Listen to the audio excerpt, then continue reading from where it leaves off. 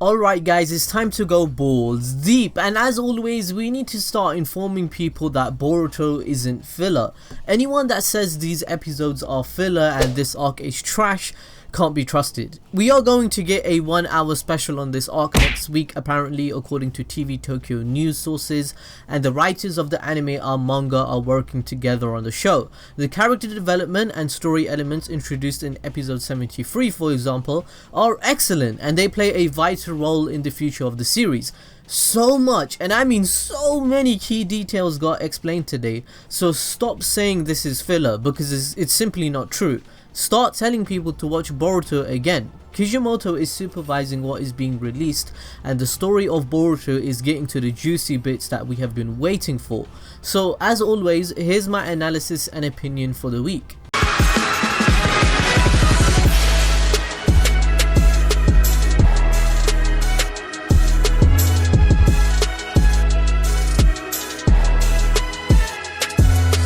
Okay, so today's episode was really good. A lot of evidence and foreshadowing has been implemented in the storytelling that gives all my theories, which I've discussed in my previous videos on Boruto, more evidence and clues.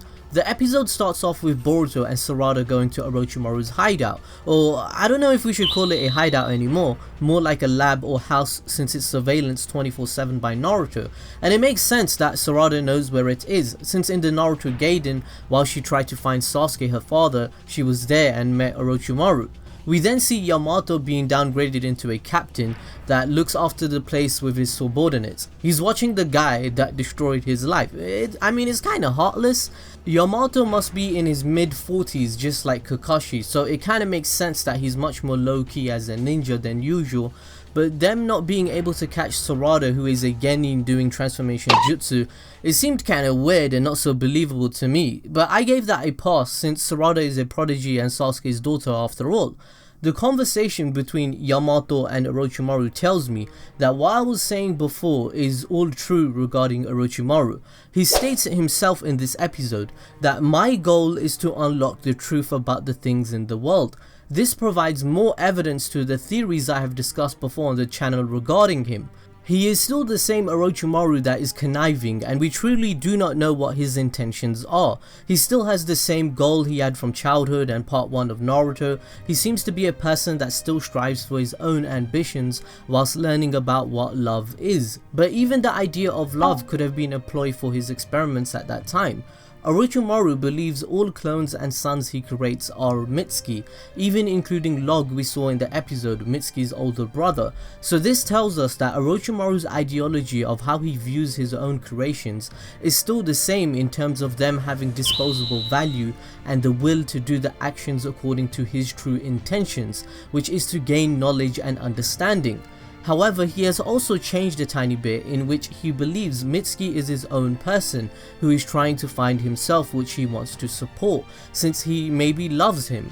Orochimaru must believe that Mitsuki is his ultimate experiment he has ever made in his life, and he's waiting to see what comes out of it. That's why he wants to support the idea of him. When we move forward in the episode, we also learn that Orochimaru's moral code hasn't changed at all. It is still linked towards his thirst for knowledge, since he admitted Mitsuki has a cursed seal which self-destructs if people find out who he truly is.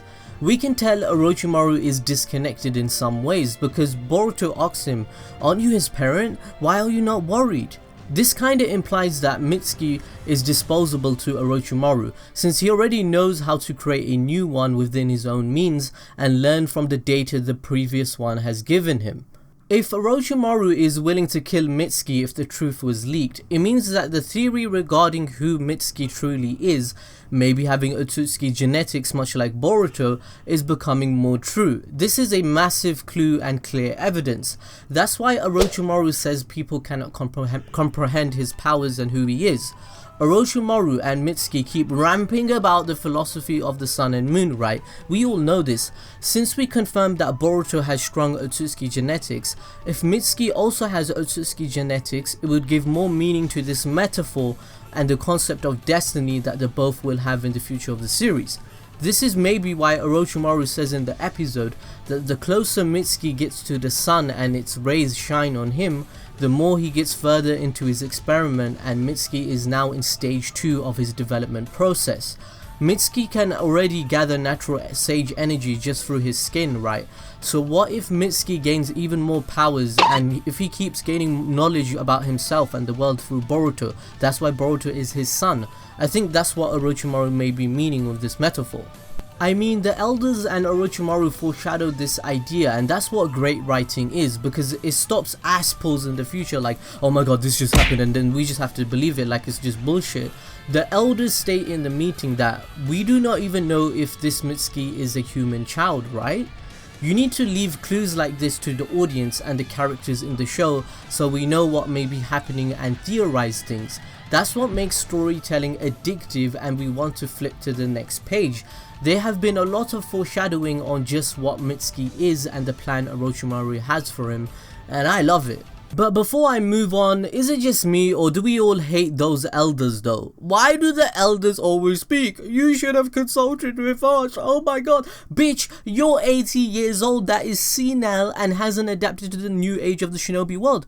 The last time the third Hokage consulted with you people, the whole Uchiha clan got massacred. So no, Naruto made the right decision, bitch. Every time you two have given advice, it has been completely wrong, and you are close-minded. Shut the fuck up. If I was Naruto, I would always not consult them, but rather talk to Shikamaru, Kakashi and Tsunade. I mean, Kakashi in the meeting brought up great leadership qualities. It only made me smile while watching the episode. I was so happy because Naruto isn't dumb. He knows the elders would just be close-minded. Kakashi and Tsunade, backing up Naruto since they were former Hokage, know his position best. How do these elders know what they're talking about at all? They have no perspective. Why are they there to criticize something that already has occurred, like Kakashi said in the episode? You have to be practical and create solutions. Why would Naruto ever do anything that wouldn't benefit the whole nation? He sees the village as his family. Man, I just really hate those two people. They need a new council, and them two not need to be in it. They need to die, bro.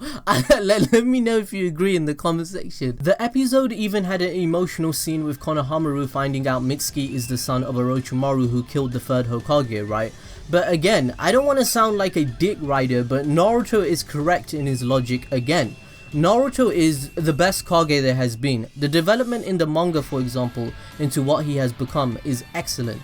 Naruto's arguments to Konohamaru regarding Mitsuki basically means, why should Mitsuki have the sins of the father when he did nothing wrong? Naruto doesn't believe in original sin, and personally neither do I. If Naruto had told beforehand to Konohamaru that Mitsuki was the son of Orochimaru, it would have created prejudice against him and a perception in his mind that he is evil. Preemptive judgment on what people is what causes problems in the world sometimes. Just look at negative stereotypes in the world regarding race in real life.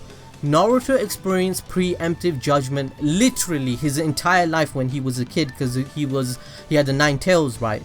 So he sees it from the perspective of not wanting that for someone else. So since ignorance is bliss at times, even in real life. So Konohamaru not knowing Mitsuki's origin is only proving the point. Konohamaru said himself that Team 7 is his responsibility and he deeply cares about them, including Mitsuki, right?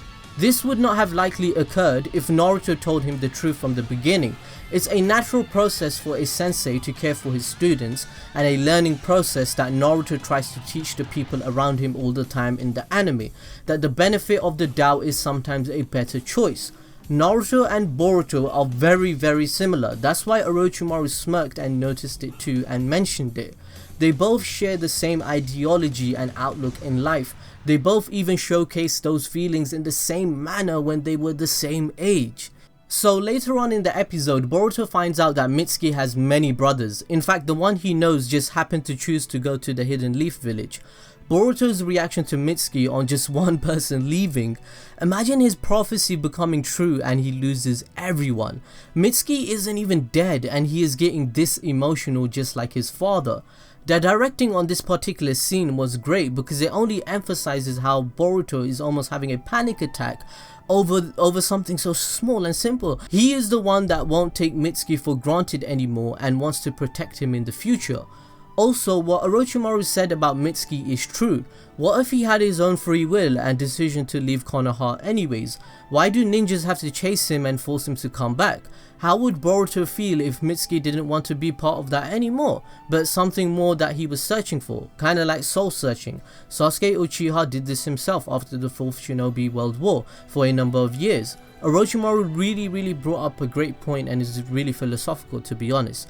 But since this is an anime, right, and it's called Boruto, and it follows the concept of ninshu, which is basically everyone has feelings, man. I love you, bro. You're my nakama shonen stuff. Like, I love you. Mitsuki is obviously going to be found by Boruto and continue the series. Boruto says he cares about Mitsuki from the bottom of his heart, which is gay.